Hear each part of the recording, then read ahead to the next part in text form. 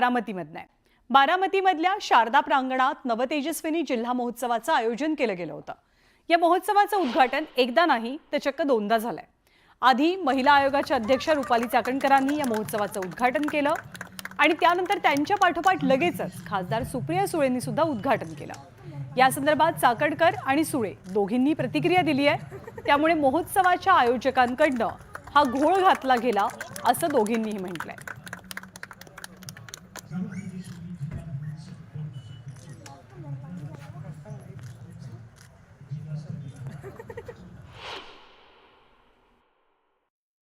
विभागाच्या वतीनं माविम आणि नगर परिषद यांच्या संयुक्त विद्यमाने आज नवतेजस्विनी जिल्हास्तरीय हा बचत गटांचा महोत्सव आयोजित केला।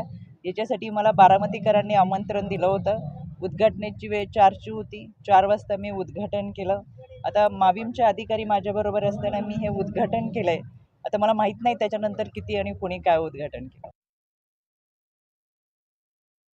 मला नाही माहिती बाबा, मला 4 वाजता बोलवलं होतं, मी 4 वाजता आले होते। मला दुसरंच रुपालीताई चाकणकर यांनी देखील उद्घाटन केलं आणि त्यानंतर तुम्ही नाही, मग तो प्रश्न मला नाही, तुम्हाला प्रशासनाला विचारायला लागेल, तो माझा नाही। मला 4 वाजता बोलवलं होतं, मी स्थानिक खासदार म्हणून 4 वाजता आले आणि मला पत्र लिहिलं होतं, मी त्या पत्राचा मान सन्मान करून आलेले आहे। बाकीचं मला काही माहिती नाही।